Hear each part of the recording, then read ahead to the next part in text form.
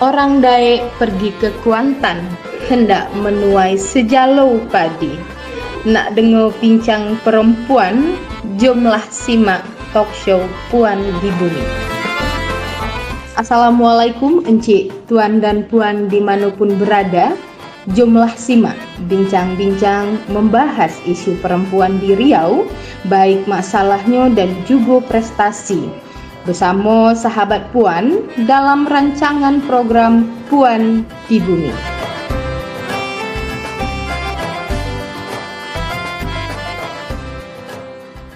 Halo sahabat Green, kembali lagi bersama saya Livia Collins di Puan di Bumi. Nah, hari ini kita merayakan 1 tahun sahabat Puan berdiri. Nah, di sini kita sudah kedatangan para volunteer dan juga founder dari sahabat Puan. Mungkin kita boleh perkenalan dulu ya, sebelum kemudian kita membahas lebih dalam nih tentang sahabat Puan sendiri. Mungkin boleh silakan kawan-kawan perkenalan dari kakak yang di samping saya, silakan. Oke, halo sahabat Green dimanapun berada, saya Cik Tika selaku dinamisator sahabat Puan Riau. Oke, selanjutnya.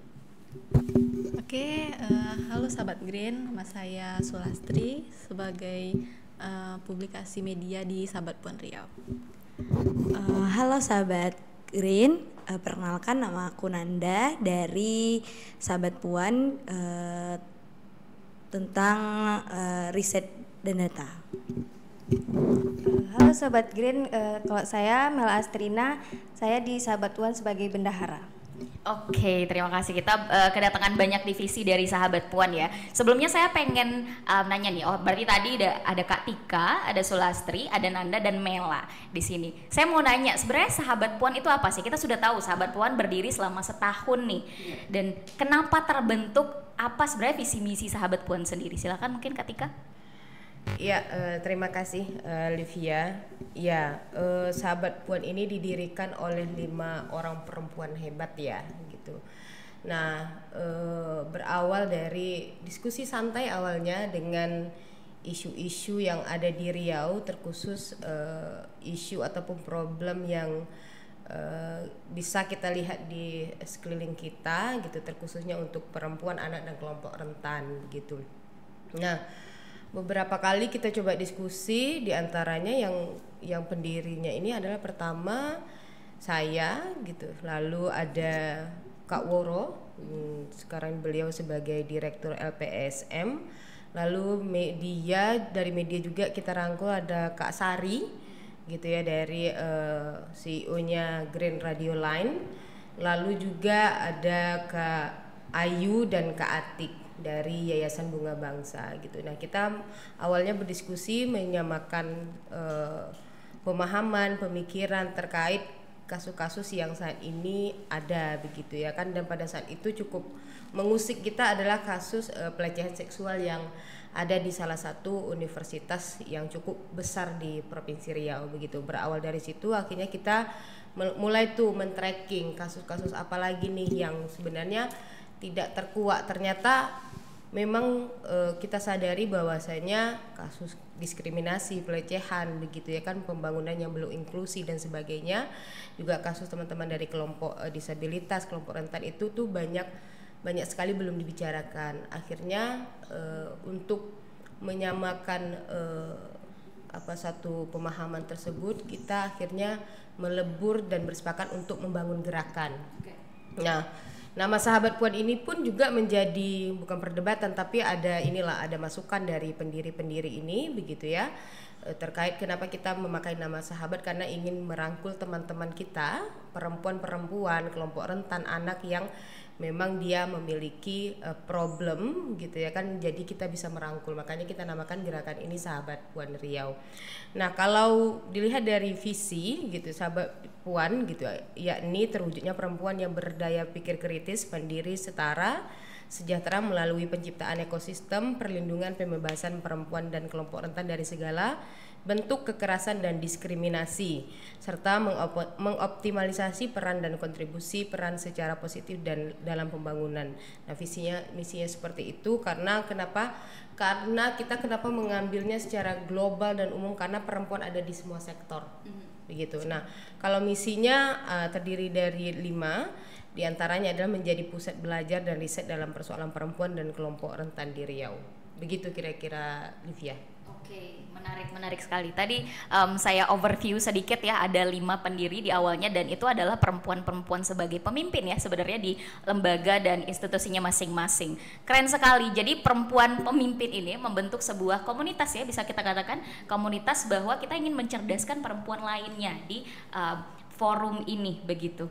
Oke, nah kita udah ngedenger nih background dari sahabat Puan. Kalau yang kakak-kakak di samping saya ini kan tadi tidak disebutkan ya di awal apakah sebagai volunteer atau mereka dari organisasi mana atau dari kampus. Boleh mungkin perkenalan diri sampai kemudian mengenal sahabat Puan. Silakan. Dari saya ya Kak. Ya. Pertamanya saya itu kan magang nih di kantor Fitra Riau. Nah saya ketemu dengan Cik Tika di situ. Saya banyak belajar tentang kesetaraan gender, tentang segala hal tentang perempuan lah Kak. Nah di situ saya diajak Kak Tika untuk bergabung dalam Sahabat Puan untuk mengetahui bahwasanya sejalan sama riset saya Kak waktu di Fitra Riau tuh Kak tentang perempuan. Nah di situ saya berminat untuk memasuki Sahabat Puan ini Kak. Oh, I see. Yang lain boleh silakan diberitahu pengalamannya. Oke, kalau dari Nanda awal mulanya itu karena mereka berdua kan juga magang di Fitra kan. Terus nengok di Instastory sering upload tentang Sahabat Puan, jadi penasaran kenapa apa tuh. Terus kayaknya asik, sering ngumpul segala macam kan. Jadi dari situ coba lah tanya sama Cik Tika juga tentang apa itu Sahabat Puan. Sempat diskusi juga di Fitra kenapa lah saya ikut Sahabat Puan itu, sampai akhirnya ya udah ikut gabung ke dalam sini. Oke, mungkin selanjutnya Sulastri gimana? Oke, kalau Lastri hampir sama ya Kak dengan Mela juga, berawal dari magang di Fitra Riau, terus diajak Cika untuk bergabung di Sahabat Puan. Sebelum itu Lastri juga masih mikir nih apa sih Sahabat Puan itu gitu kan. Setelah bergabung Lastri baru paham kenapa komunitas itu diadakan, karena Lastri itu tertariknya karena dalam talk show itu banyak sekali menjelaskan tentang isu-isu perempuan gitu. Nah itu sih Kak. Terus ada program di Sahabat Puan juga yaitu peer teaching gitu kan. Karena Lastri masih kurang ngedenger peer teaching itu gitu Kak. Oke. Itu sih. Oke, jadi kayak ngebuka cakrawala akan hal baru dan topik-topik baru tentang perempuan gitu ya. Tapi ini menarik, kenapa sih alasannya kemudian Sahabat Puan merangkul anak-anak muda ya di lokal gitu. Dan satu lagi pertanyaan saya ke Cik Tika, mungkin bisa jawab sekalian, sepenting apa sih perempuan untuk berkomunitas sih, untuk berkumpul seperti ini? Mungkin bisa jawab sekalian. Ya, terima kasih anggota Sahabat Puan ya.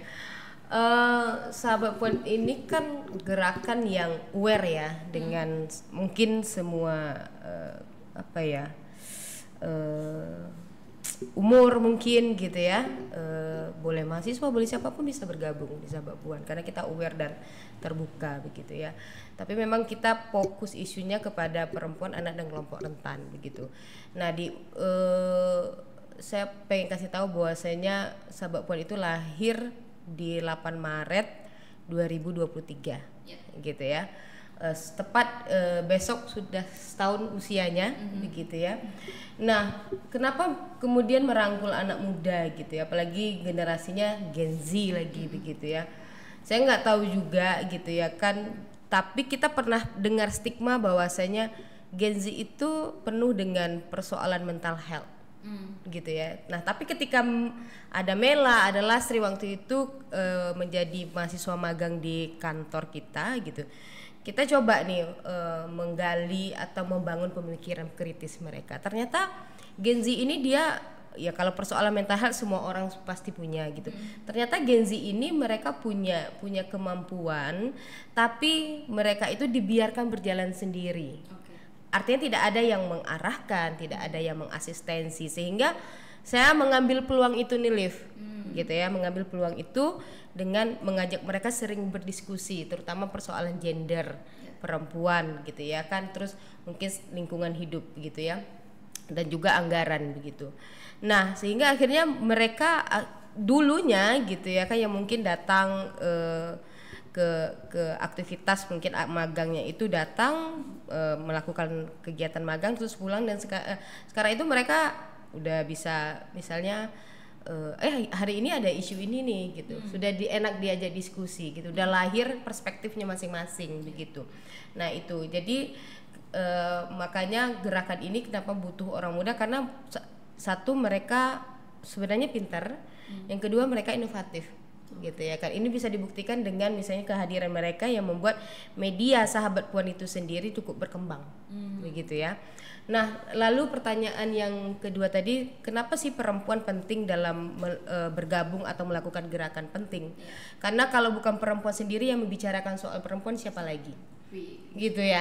Nah karena kalau kita berharap kepada mungkin pemangku kebijakan atau misalnya yang hari ini adalah notabene kita di Provinsi Riau budaya patriarki yang sangat melekatnya didominasi oleh laki-laki, itu sangat tidak mungkin, atau saya sendiri berpendapat bahwasanya saya bukan tidak percaya, tapi tidak ada mungkin dari saya itu akan percaya bahwasanya perempuan ini akan dibahas dan dibicarakan oleh kelompok yang mendominasi itu tadi, itu laki-laki pemangku kebijakan kita.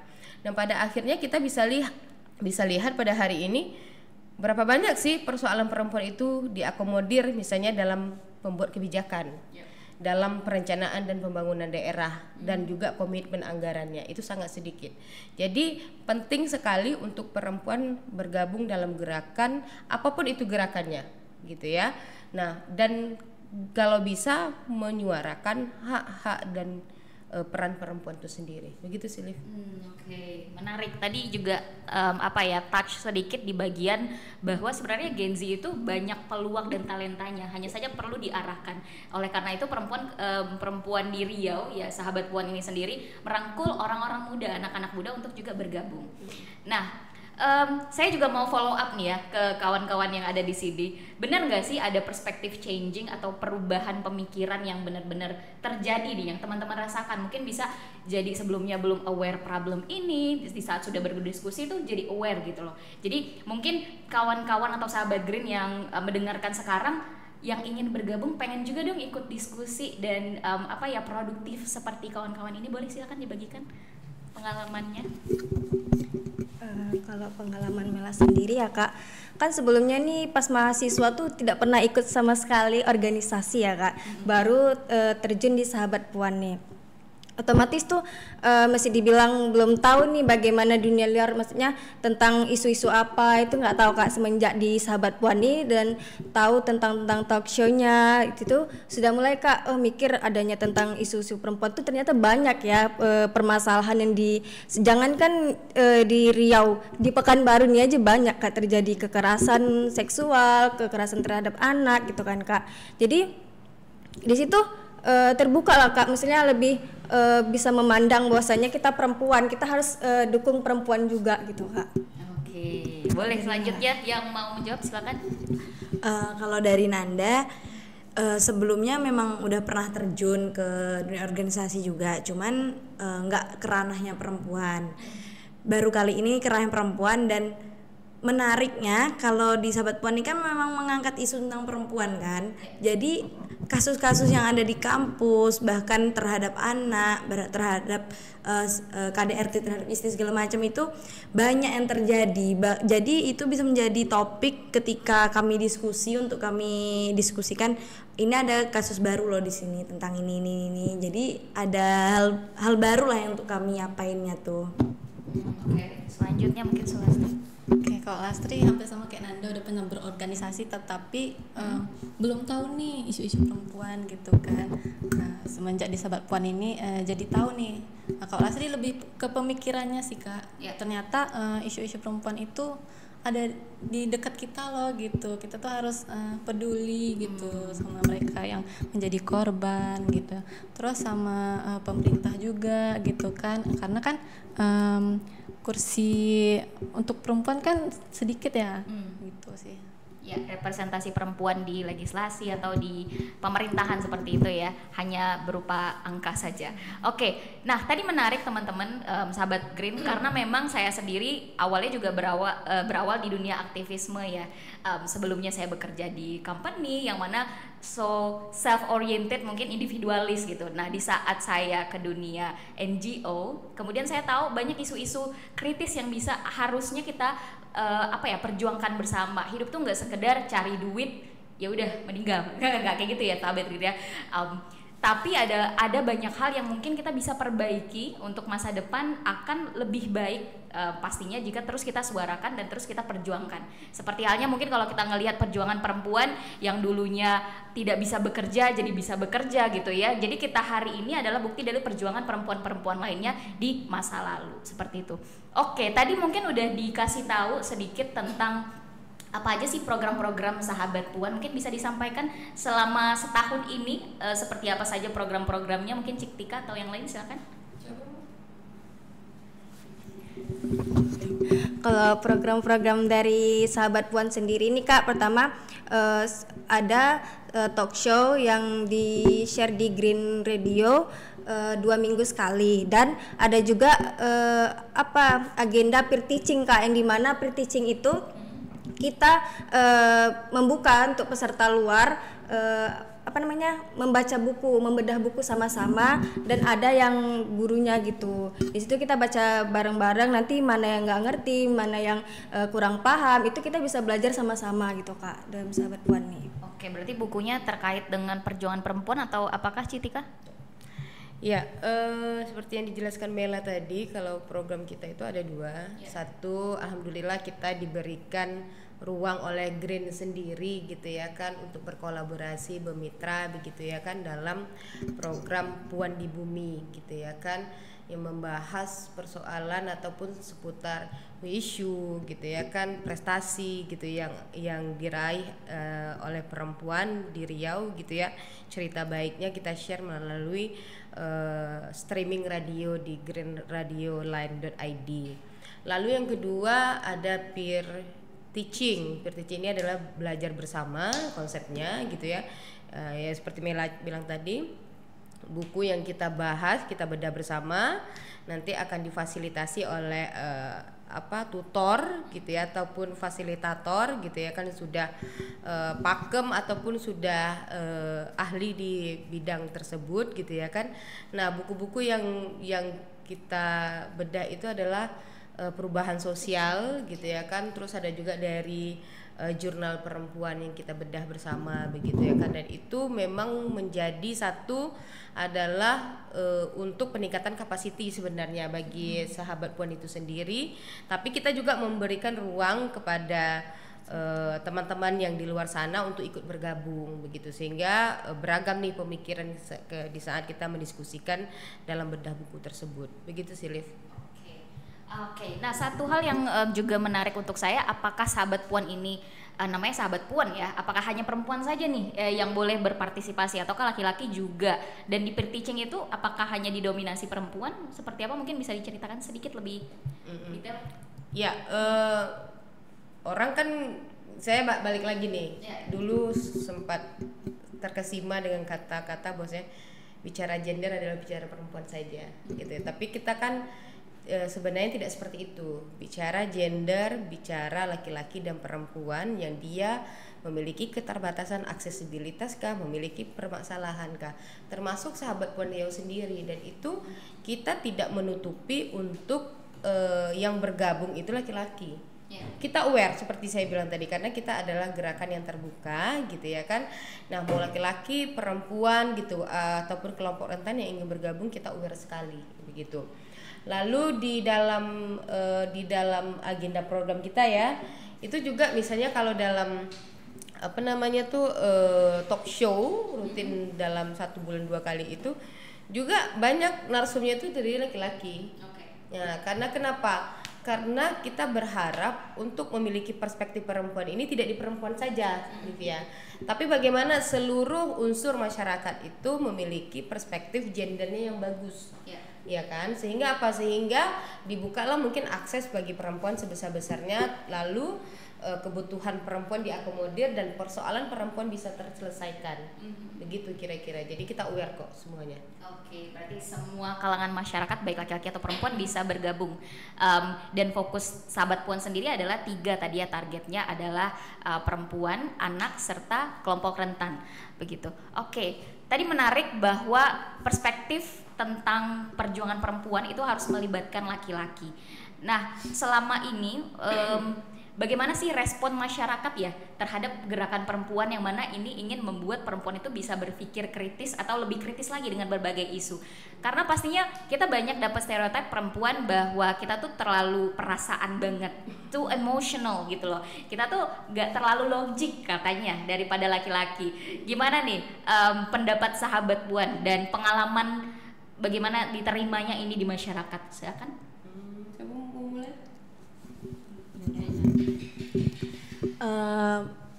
Bagi Nanda, masyarakat lebih banyak menerima karena adanya Sahabat Puan ya Kak ya. Kenapa? Karena memang mungkin banyak orang ngomong kalau perempuan itu berbicara pakai perasaan, tidak pakai logika. Karena kalau kita pakai logika akan seimbang sama laki-laki. Kalau misal kita pakai perasaan masih bisa untuk dirasakan kan. Jadi tidak begitu menyakitkan kalau ngomong. Cuman banyak masyarakat juga menerima akan ada yang Sahabat Puan karena ini salah satu bentuk komunitas untuk menolong atau mensuarakan suara-suara perempuan yang ada di khususnya yang ada di Riau. Mensuarakan kasus-kasus yang misalnya terjadi di kalangan kampus, terjadi pada anak, pada perempuan-perempuan yang hidupnya itu ditindas habis. Jadi kami para Sahabat Puan tuh siap untuk mensuarakan itu. Mungkin itu sih Kak. Boleh yang lain yang silakan. Kalau dilihat dari pertanyaannya tadi sudah dijelaskan oleh Nanda begitu ya kan, sejauh ini dengan kehadirannya Sahabat Puan cukup aware ya gitu ya kan, karena ini bisa dilihat nih Liv dari mungkin jejaring yang bekerja sama-sama kita, misalnya kan dari misalnya talk show rutin yang dihadirkan narasumber dari berbagai isu, berbagai keahlian begitu ya. Nah, dan mereka ternyata maulah bermitra dengan kita, bisa dilihat dari situ. Yang kedua adalah mungkin juga Sahabat Puan sekarang juga bagian dari koalisi yang dibentuk oleh teman-teman NGO namanya Setara, Suara Tolak Patriarki gitu ya kan. Nah, ini juga membuktikan bahwasanya kita juga diterima dari segi mungkin gerakan dan juga isunya gitu. Nah, lalu apakah gerakan ini adalah gerakan melawan laki-laki begitu? Tentu saja tidak gitu kan. Terus apakah perempuan itu cara berpikirnya dengan perasaan? Tentu saja tidak. Kenapa saya bilang begitu? Karena yang kita gaungkan adalah kesetaraan gender, mewujudkan kesetaraan gender, di mana laki-laki dan perempuan mendapatkan hak yang sama, di mana segala kebijakan dalam pembangunan itu berdampak pada laki-laki dan perempuan dan juga kelompok rentan. Itu sebenarnya kita perjuangkan. Bukan berarti menurunkan laki-laki, misalnya dia sebagai ketua kita turunkan dia, kita kudeta, bukan begitu. Gitu, tapi lebih bagaimana memperjuangkan hak, terus mengkampanyekan persoalan masalah-masalah perempuan dan kelompok rentan yang hari ini belum bisa diselesaikan, baik secara kebijakan, komitmen pemerintah dan juga komitmen anggarannya. Mungkin lebih seperti itu, Livia. Oke. Jadi memang ini sebuah kesempatan untuk perempuan bisa lebih mengulik potensi pribadinya kali ya, karena memang kita ada di masyarakat yang budaya patriarki itu masih banyak. Misalnya kalau kuliah jauh lah perempuan gitu, bahaya, masih ada tuh di masyarakat. Atau kenapa sih ikut diskusi-diskusi, kan perempuan bagusnya di rumah gitu. Nah, tapi dengan komunitas seperti ini kita bisa memberdayakan perempuan untuk berpikir sebagai problem solver gitu. Jadi pemecah masalah, kita yang bertindak juga, dan kita bisa menempati posisi-posisi yang mana kita bisa menyuarakan lebih banyak suara-suara perempuan seperti itu. Oke. Nah, sepanjang 1 tahun nih, Sahabat Puan berdiri, apa sih pencapaian terbesar mungkin satu yang bisa disampaikan yang kita nggak expect ternyata akan seperti ini jadinya. Mungkin boleh dibagikan, silakan kawan-kawan.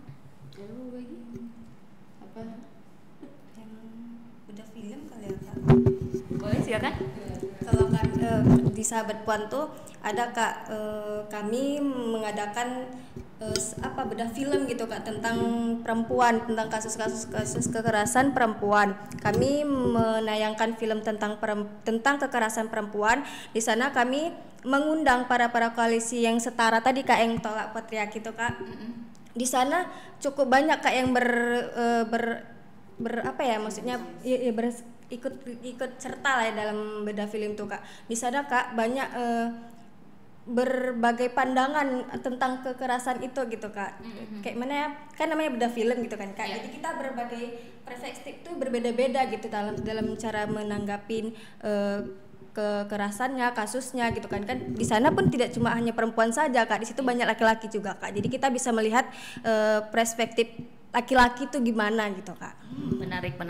Jadi sebenarnya diskusi itu mungkin kita banyak berpikir hanya di kampus ya, hanya di ruangan kecil yang mana kita belajar dari dosen gitu. Tapi sebenarnya gerakan masyarakat seperti ini itu bisa menghadirkan banyak perspektif yang jauh lebih luas gitu. Kalau Cik Tika sendiri gimana nih pendapatnya? Ya, menambahkan dari Mela tadi gitu ya kan, benar gitu. Saya mungkin ditugaskan ya, diamanahkan dari pendiri-pendiri yang lain untuk menjadi dinamisator, menjalankan progres dan proses Sahabat Puan ini selama setahun ini. Juga nggak expect sampai hari ini gitu. Karena pertama Livia, gerakan ini adalah gerakan tapak murni. Kita nggak, maksudnya dia tidak punya benefit, dia tidak punya funding gitu, dan dia nggak punya fundraising begitu ya. Dan murni ini gerakan begitu ya kan. Lalu dan kita baratnya sekarang ini kan juga jarang ya, apalagi orang muda ya, yang ketika diajak gerakan dan itu nggak akan ada benefitnya, itu orang nggak mau juga gitu. Tapi mereka ini membuktikan bahwasanya ada orang, bahwasanya mereka hadir, bahwasanya ya kami pure pengen terlibat dalam gerakan ini karena concern isunya itu juga sangat menjadi perhatian bersama begitu ya. Nah juga nggak expect sampai 1 tahun ini dengan menjalankan program gitu ya kan, talk show dan peer teaching begitu ya. Dan satu nih Livia, kalau boleh berbagi, kita juga pernah begitu ya kan dengan program talk show ini, dan medianya juga luar biasa disambut oleh masyarakat gitu ya.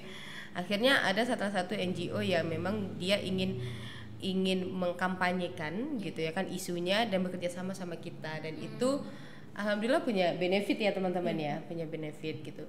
Yang kedua adalah kita dikenal orang banyak. Orang banyak dalam arti kata, satu adalah masyarakat, dua teman-teman NGO yang ada di Riau gitu ya. Yang ketiga adalah mungkin dari sisi akademisi gitu ya, akademisi yang hari ini sudah juga tahu soal Sahabat Puan begitu ya kan. Dan kita juga bisa dikatakan cukup diperhitungkan begitu sih Liv, kalau menurut saya yang untuk umur yang baru setahun ini begitu. Terima kasih.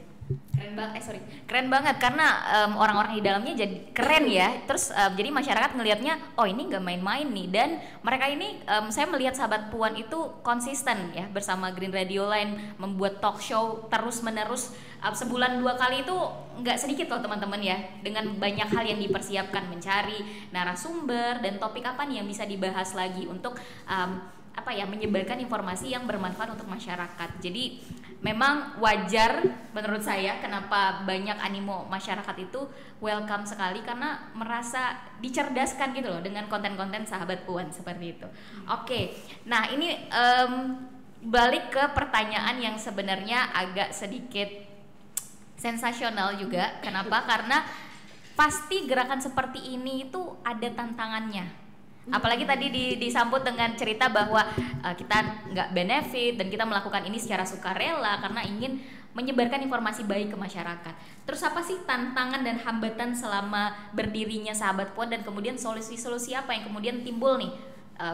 Awalnya stuck di sini, oh ternyata ada solusi di sini. Mungkin bisa disampaikan. Oke, kalau Lastri ya, kalau menurut Lastri sih masalahnya tuh menurut Lasri ya Kak, masalahnya tuh masih kurang lah masyarakat yang tahu akan sahabat puan ini gitu. Sahabat puan ini menjelaskan tentang apa gitu kan, mereka tuh masih nggak paham gitu Kak. Jadi itu sih tantangannya gitu. Banyak masyarakat yang nggak paham gitu akan isu gender, kurang melek lah gitu terhadap isu itu gitu sih tantangannya. Boleh yang lain menambahkan solusinya atau tantangannya? Silakan. Oke. Kalau dari sahabat puan sendiri ini bicara dalam lembaga ya Kak, dalam komunitas lah Kak. Itu kami tantangannya tuh gimana ya Kak, masih bukan bilang enggak kurang, masih pas-pasan lah gitu kan Kak. Namanya baru kan, dalam misalnya mencari narasumber Citika yang kadang udah kehabisan narasumber karena kan 2 minggu sekali ya kan Kak. Itu kan otomatis kendala juga kan Kak, tantangan kan, mencari bagaimana, apalagi ya kita harus memikirkan tema apa lagi yang mau diangkat untuk bisa masyarakat melihat bahwasanya perempuan ini bisa ikut andil gitu dalam pemerintah gitu kan Kak. Dan juga ke dalam anggotanya itu kadang Citika masih berapa sendiri gitu Kak. Kadang karena kan kami kadang mahasiswa jadi masih sering ke kampus, sering ke apa gitu dalam Oke. Citika sendiri atau Nanda ada? Silakan. Nanda. Kalau dari Nanda sih hampir sama sih yang disebutin sama Kak Mela tadi. Kendalanya juga masih karena kami mahasiswa kan. Jadi sering kurang waktunya gitu mah. Kurang waktunya masih belum teratur waktu kami itu. Kadang ada yang satu free, satu enggak. Kadang kami bisa, yang ini nggak bisa. Jadi kami kadang alternatifnya yang melalui Zoom atau apa kan untuk diskusi segala macam. Terus tantangan yang mengangkat isunya tuh kadang selain narasumber yang dibilang sama Kak Mela, kadang kami bingung cari tempat kemana ya kami mau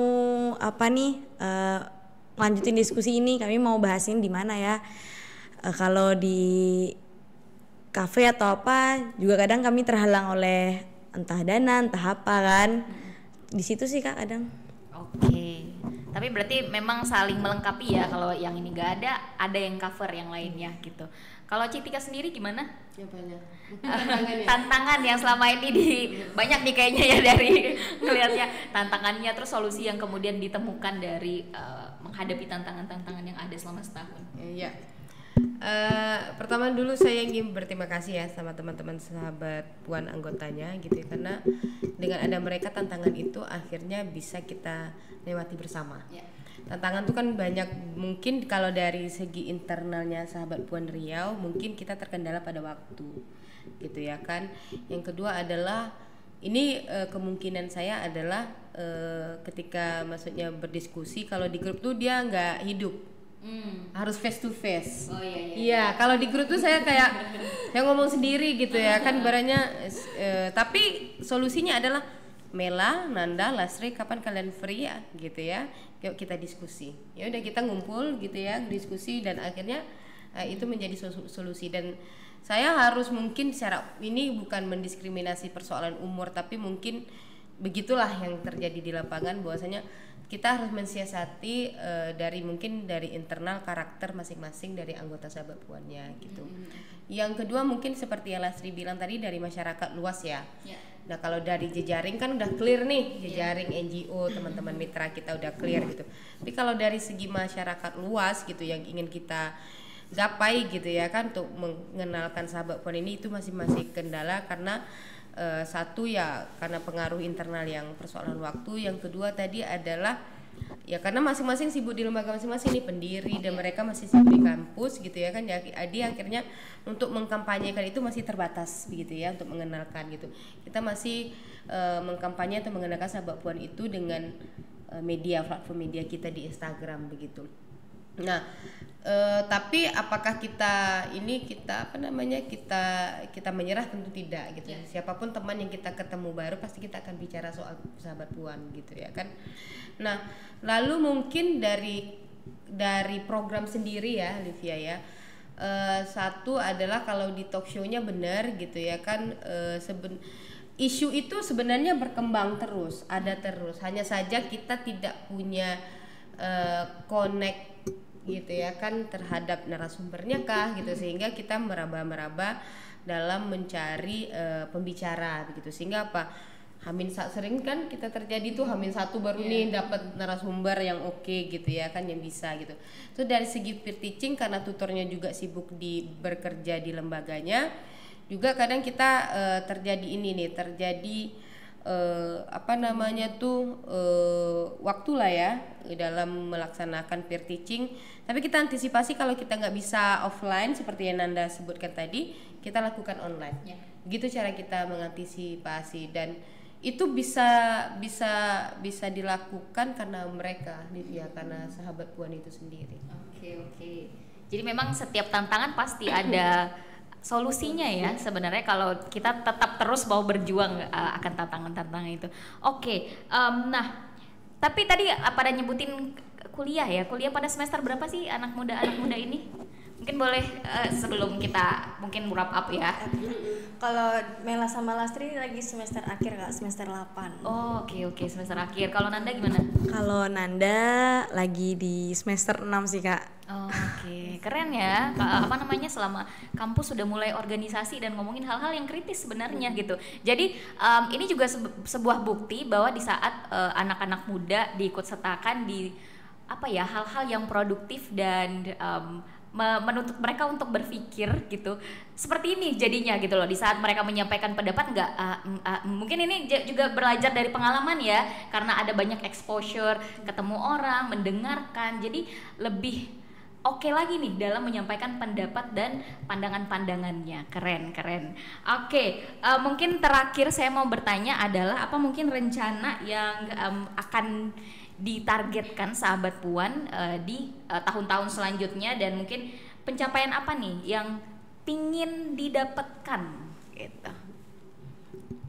Ya, jadi kalau kemarin sahabat Puan sudah pertama melakukan rapat evaluasi tahunan, ya kan, terkait program kerja yang sudah dilakukan dan akan dilakukan gitu ya.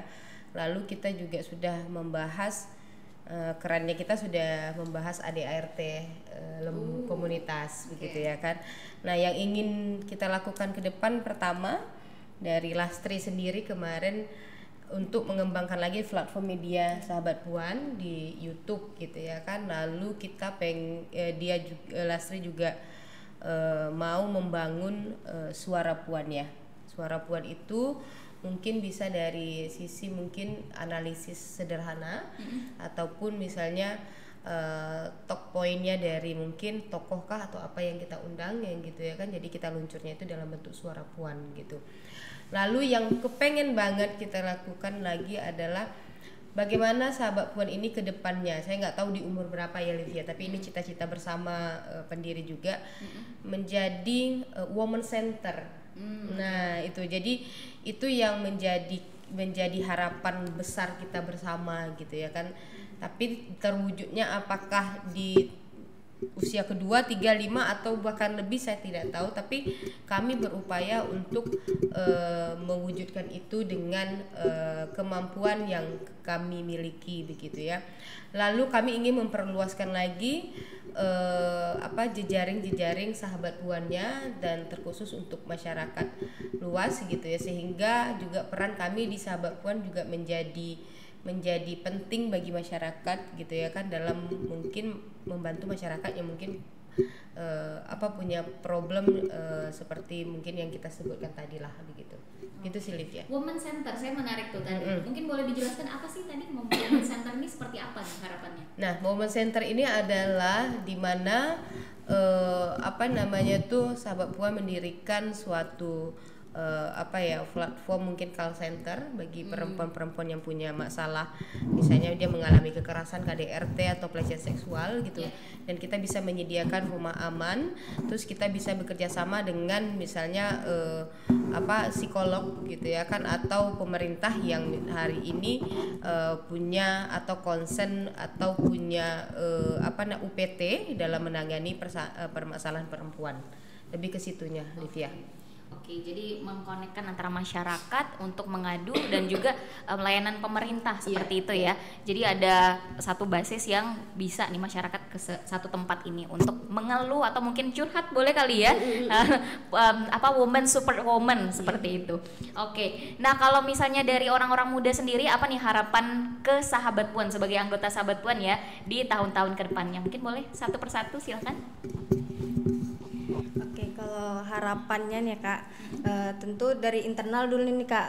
Internalnya kan pasti harapannya untuk anggota-anggotanya pasti bakalan ada peningkatan kapasitas kan Kak, dengan adanya program-program atau kegiatan-kegiatan itu dapat maksudnya dalam diri kami sendiri ini bisa berpikir lebih luas lagi gitu kan Kak. Terus untuk selanjutnya lebih dikenal masyarakat bahwasanya ada loh web atau media untuk perempuan gitu. Jadi bisa mereka berbagi gitu Kak tentang perempuan. Oke, silakan Nanda. Kalau bagi Nanda harapannya semoga secara kapasitas yang dibilang Kak Mela tadi, semoga kapasitas internalnya tuh bertambah. Jadi biar makin rame juga ya. Terus untuk eksternalnya tuh semoga ya harapannya tuh bisa lebih lebih berkembang lah, lebih maju lagi, lebih dikenal masyarakat luas. Jadi ketika hal ada apapun ini ada Sahabat Puan yang bisa menjadi penolong atau minimal tempat lah untuk berbagi cerita. Silakan Lastri. Lastri harapannya untuk Sahabat Puan banyak yang ingin bergabung ya, khususnya para Gen Z, anak-anak muda gitu. Kalau masyarakat luas mungkin lebih bagus ya, semakin banyak gitu, semakin banyak yang tahu gitu isu-isu gender ini gitu di Sahabat Puan gitu.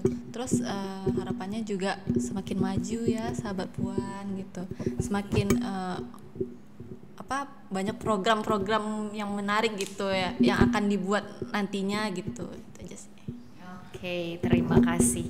Oke, kita sudah sampai di penghujung terakhir. Mungkin ada satu closing statement dari Cik Tika untuk kita menutup dari sesi talk show kita special anniversary Sahabat Puan ini. Silakan Cik Tika.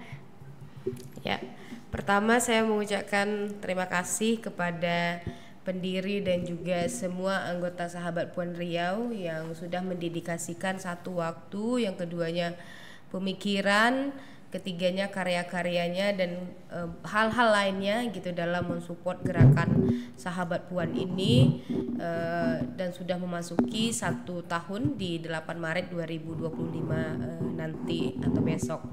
Yang kedua, saya juga mengucapkan terima kasih kepada seluruh jejaring yang sudah mau bekerja sama dengan Sahabat Puan baik di program talk show maupun peer teaching dan di program lainnya gitu. Terima kasih untuk sudah mensupport ya Sahabat Puan gitu ya kan, dengan segala keterbatasan yang kami punya begitu. Nah, kami berharap dengan kehadiran kami, kekurangan kami mungkin juga ada kemampuan kami gitu kan, kita bisa sama-sama bergandengan tangan begitu ya, karena untuk mewujudkan kesetaraan gender, keadilan gender gitu ya kan, yang setara, adil dan inklusi itu tugas kita bersama. Jadi Sahabat Puan di sini meminta kepada jejaring masyarakat luas untuk ayo kita sama-sama bergandengan tangan dalam mewujudkan kesetaraan gender. Mungkin itu, terima kasih.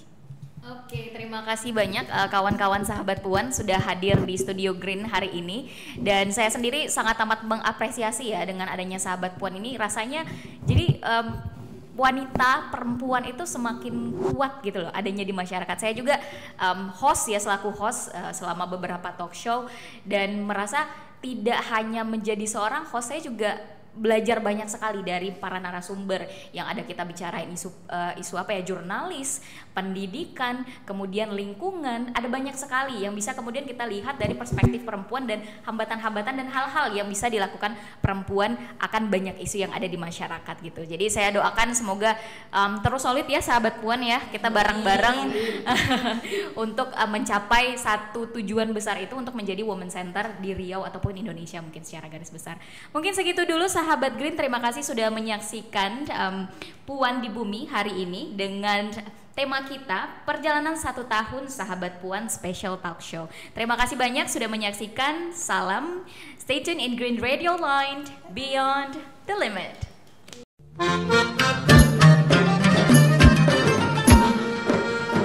Kebaya molek dipadankan dengan tenun motif siku awan. Terima kasih sudah mendengarkan. Dukunglah selalu sahabat Puan.